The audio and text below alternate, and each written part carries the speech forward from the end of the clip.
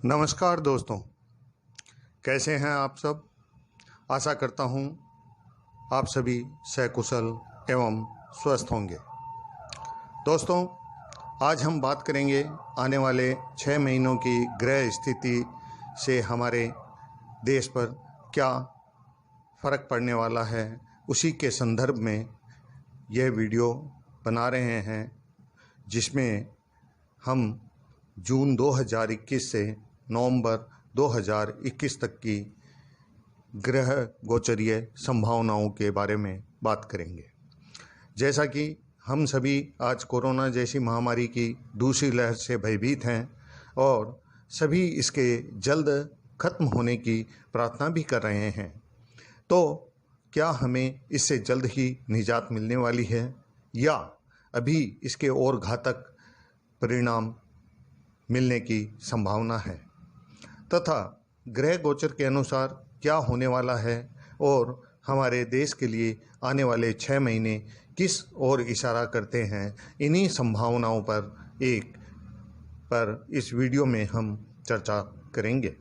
लेकिन दोस्तों, इससे पहले मेरी आपसे नम्र निवेदन है कि कृपया मेरे चैनल को लाइक और सब्सक्राइब ज़रूर करें।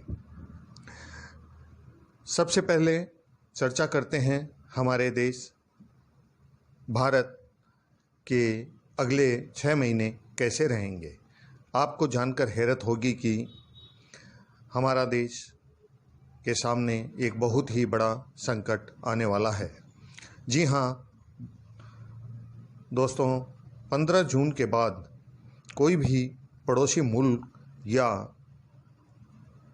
देश हमारे देश पर हमला कर सकता है या हमारी देश की भूमि का अतिक्रमण कर सकता है। ग्रह गोचर की बात करें तो आपको बता दूं कि सन 1962 में जब चीन और भारत में युद्ध हुआ था, उस समय जो ग्रहों की गोचरीय स्थिति थी, वही स्थिति फिर बनने जा रही है। उस वक्त भी शनि मकर राशि में और गुरु कुंभ राशि में थे एवं मंगल जो युद्ध का कारक है वो अपनी नीच राशि कर्क में गोचर कर रहा था और हमें एक युद्ध की विभीषिका का सामना उस समय करना पड़ा था। दोस्तों, ठीक वैसी ही स्थिति अब बनने जा रही है, क्योंकि आज भी शनि मकर में और गुरु कुंभ राशि में हैं और जैसे ही जून महीने के मध्य में मंगल अपनी नीच राशि कर्क में गोचर करेंगे, हालात फिर एक बार 1962 के जैसे बन जाएंगे और तकरीबन जुलाई एंड तक का समय देश के लिए बहुत ही प्रतिकूल रहने की संभावना है। इसके लिए हमारे देश को सावधान रहने की पूरी आवश्यकता है। दूसरी बात दोस्तों यह है कि कोरोना की तीसरी लहर कब आएगी और सारी दुनिया कह रही है कि इसकी तीसरी लहर आनी है। तो दोस्तों, मैं एक बात आपको यहाँ बताना चाहता हूँ कि 15 मई के बाद इस महामारी से हमें थोड़ी राहत मिलती नज़र आने लगेगी। लेकिन इस राहत को अगर हमने ये सोच लिया कि अब कोरोना से कोई खतरा नहीं है, तो हमारी बहुत बड़ी भूल होगी, क्योंकि ग्रहों की गोचरीय स्थिति के अनुसार हमें कोरोना की तीसरी लहर का सामना भी करना पड़ेगा, जो कि 15 सितंबर के आसपास चालू हो जाएगी। आपको याद होगा कि पिछले साल 2020 में मार्च महीने में कोरोना ने हमारे देश में दस्तक दी थी और 23 मार्च से लॉकडाउन लग गया था। उसकी वजह थी गुरु का मकर राशि में 29 मार्च को आकर शनि के साथ युति बनाना। जैसा कि ज्योतिष में कहा जाता है कि कोई भी ग्रह है, खासकर शनि, गुरु और राहु, जब भी राशिवश परिवर्तन करते हैं उससे 1-1.5 महीने पहले ही उस राशि का फल प्रदान करने लगते हैं। ठीक ऐसा ही मार्च 2020 में हुआ और अप्रैल के बाद जिस तरह हमारे देश में कोरोना फैला, यह सब जानते हैं। 15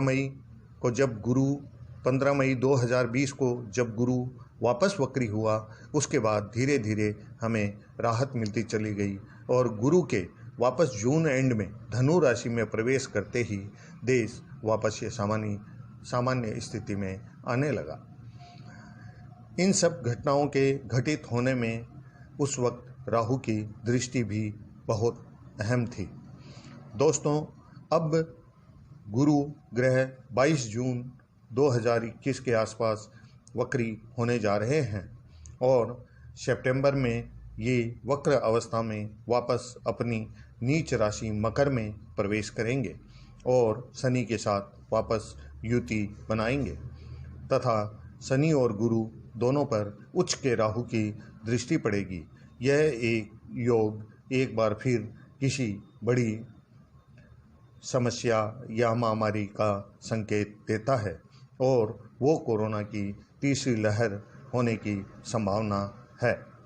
चूँकि इस दौरान शनि और गुरु दोनों वक्री अवस्था में होंगे और कहते हैं कि वक्र अवस्था में ग्रहों का बल बहुत बढ़ जाता है, इसलिए इसकी भयानकता भी अधिक होगी और जितनी भी दवाइयों और वैक्सीन इसके इलाज के लिए आज हम मान रहे हैं, उन सब पर भी बड़ा प्रश्न चिन्ह लग सकता है।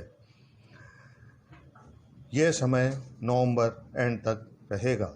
अंत में यही कहना चाहूँगा कि आने वाले 6 महीने बहुत ही सोच समझकर अपने आप को सुरक्षित करें और सावधान रहें। वक्त है, आएगा निकल जाएगा, लेकिन सावधानी जरूरी है। धन्यवाद।